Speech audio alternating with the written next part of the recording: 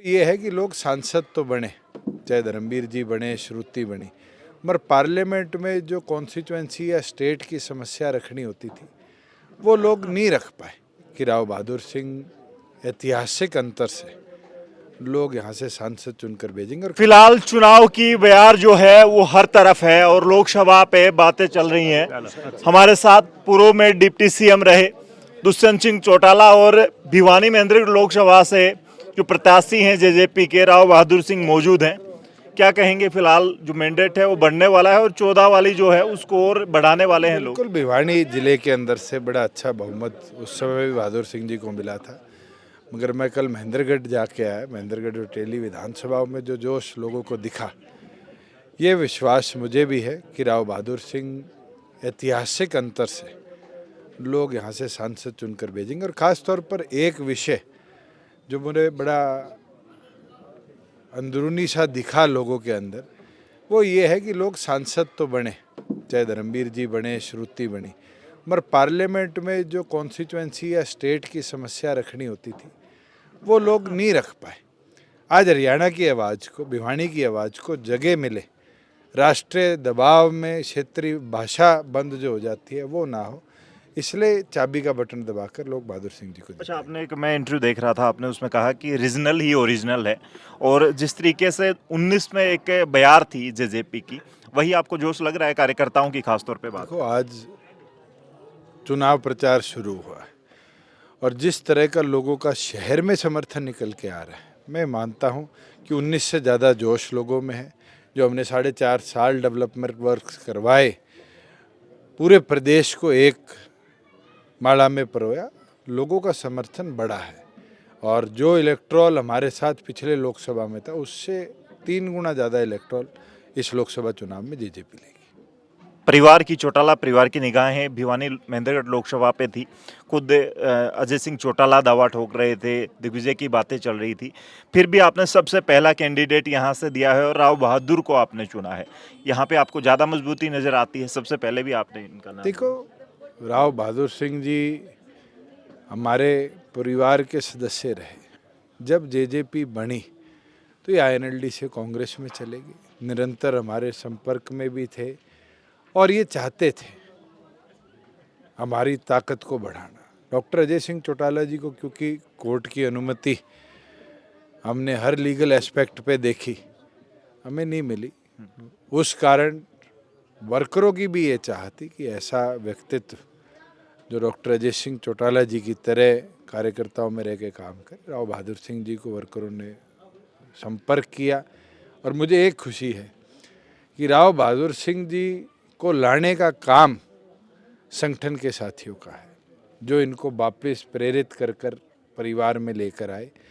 और मैं ये मानता हूँ कि जो मैंडेट 2014 के अंदर हमें भिवानी में मिला, हम सेकंड आए, 1 लाख, 1.25 लाख, 1.5 लाख का अंतर रहा, वो इस बार जीत का मार्जिन रहेगा।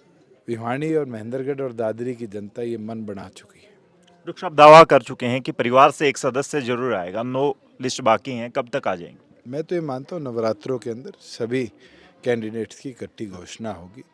और डॉक्टर अजय सिंह चौटाला जी पीएसी के चेयरमैन भी हैं और वो सबसे चर्चा कर कर ही कैंडिडेचर अनाउंस करें। कांग्रेस की लेट लतीफी चल रही है काफी, आपको लगता है कि हालात कांग्रेस की अंदरूनी लड़ाई बहुत ज़्यादा है और कांग्रेस जिस तरीके से नाम 2 बार रिवाइज कर चुकी है, 4 बार उनकी जो कमेटी है स्क्रीनिंग की, उसकी बैठक के अंदर हरियाणा को बाहर कर दिया गया है, ये दर्शाता है कि कांग्रेस के लोग टिकट लेने से घबरा रहे हैं और भागने की तैयारी कर चुके हैं। सबसे पहले आपने चुनाव प्रचार बड़ी तेजी से शुरू किया है, चुनाव प्रचार की बात करें, उसी तरीके से मैंडेट भी आने वाला है। शुरुआत जो करेगा, आपने कहा भी है कि उसको ज़्यादा वोट। मैंने तो यही कहा है, पहला वोट मांगने बहादुर सिंह जी आए हैं और भिवानी का शहर जो है वो इस बार देखना कि उस प्यार को, जोश को बढ़ाएगा और मैंडेट को भी बढ़ाएगा। आपने कहा पुराने साथी संगठन वापस ला रहा है, तो विधानसभा के इलेक्शन होते होते काफी साथी जेजेपी के साथ जुड़ सकते हैं। भिवानी के अंदर डॉक्टर अजय सिंह चौटाला जी सांसद रहे हैं,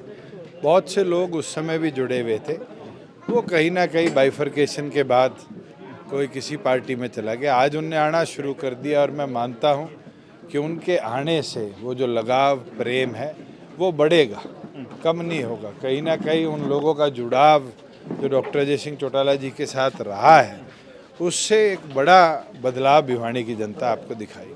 कितनी सीटें मान के चल रहे हैं, लास्ट सवाल है चाहे यहाँ पे, कितनी सीटें निकाल लेगी? क्योंकि कांग्रेस बात करी है 5 निकाल लेंगे, बीजेपी कह रही है 10 की 10। कांग्रेस 5, बीजेपी 10, ये कहना 55 दिन पहले कौन सी सीट कौन निकालेगा बहुत अर्ली है। मगर मैं मानता हूँ जो हमारी प्राथमिक सीटें थी, सिरसा की, हिसार की, महेंद्रगढ़ भिवानी की, ये तीनों पर जेजेपी बहुत मजबूत है। और जैसे ही बची 7 सीटों के कैंडिडेट्स आएंगे, आप खुद पूछने लग जाओगे कि ये भी आपने बहुत अच्छा कैंडिडेट दे दिया, ये भी बदलाव लेके आएगा, युवाओं को भी, महिलाओं को भी और शिक्षित लोगों को मैदान में उतार कर पार्टी चुनाव लड़े। चलिए, बहुत बहुत धन्यवाद। राव साहब क्या कहेंगे? खुद डिप्टी सीएम आ चुके हैं मैदान में, कल महेंद्रगढ़ है, आज भिवानी। लगता है कि चुनाव और जीत सुनिश्चित होने वाली? अब भी मेरे ख्याल में, अगर मेरे से बात पूछना चाहते हो, पहले भी आपको भी पता है अब किस प्रकार से 14 की बात करें तब भी लोगों में कितना बड़ा जोश था। अब की बार तो बहुत भारी जोश है। जब महेंद्रगढ़ में गए तो मैं कह सकता हूँ कोई अपने आप में कहीं न कहीं ग्रामीण सभाएं की और उसको लेकर के जिस प्रकार से रैली का रूप धारण कर रही थी कल, और इसी प्रकार से यहाँ भी हमने जब भी वर्करों की मीटिंग की तो जो जोश मुझे अब की बार जेजेपी पार्टी बनने के बाद में जिस प्रकार का मेरे साथियों में जोश दिखाई दिया, उसको देख करके मैं कह सकता हूं कि अब की बात बहुत भारी मार्जिन से हम चुनाव जीते। गली गली निकले हैं, क्या अब की बार कोई चूक नहीं करने वाले राव बहादुर सिंह? नहीं, गली गली निकलेंगे, एक एक के परिवार के लोगों से मिलकर के पार्टी को मजबूत करने का काम करेंगे, चुनाव जीतेंगे। जी, तो फिलहाल देखिए, आप आने वाले वक्त में जेजेपी 10 की 10 सीटों पर जीतने के लिए उम्मीदवार उतारने वाली इस वीडियो को शेयर करें, कमेंट में लिखें। तब तक के लिए धन्यवाद, राम राम, जय हिंद।